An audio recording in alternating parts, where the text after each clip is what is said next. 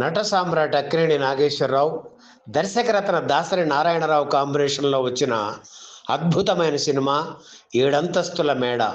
ఇందులో తండ్రి కొడుకులుగా అక్కినేని, దిపాత్ర అభినయం చేశారు. సుజాత, జయసుధ హీరోయిన్లు. కశ్మీర్లో దాసరి తొలిసారిగా షూటింగ్ చేసిన సినిమా ఇదే. అలాగే అక్కినేనిని లుక్స్ పరంగా కొత్తగా చూపించాలని ముంబైలోని కచిన్స్ సంస్థ అధినేత అక్బర్తో కాస్ట్యూమ్స్ తయారు చేయించారు. ఈ సినిమాలో కొడుకు పాత్ర ఇంట్రడక్షన్గా ఓ సాంగ్ ప్లాన్ చేశారు దాసరి. ఇందుకోసం అన్నపూర్ణ స్టూడియోలో ఓ భారీ సెట్ వేశారు. నర్తకిగా జ్యోతిలక్ష్మిని అనుకుని వేటూరుతో పాట రాయించారు. అయితే చివరి క్షణంలో జ్యోతిలక్ష్మి ఆ పాట చేయలేకపోయారు. మరికొందరు నృత్యతారలను సంప్రదించారు, కానీ వారు కూడా అందుబాటులో లేరు. షూటింగ్ ఆగిపోయే పరిస్థితి. ఏం చేయాలా అని నిర్మాతలు ఆలోచనలో పడ్డారు.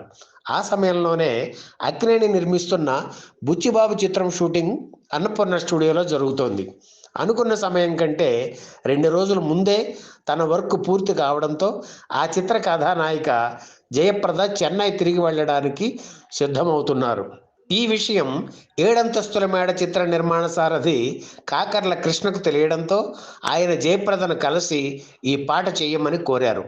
దాసరి చిత్రం, అందులోనూ అక్కినేనితో సాంగ్ అనగానే వేరే మాట మాట్లాడకుండా ఓకే అన్నారు జయప్రద.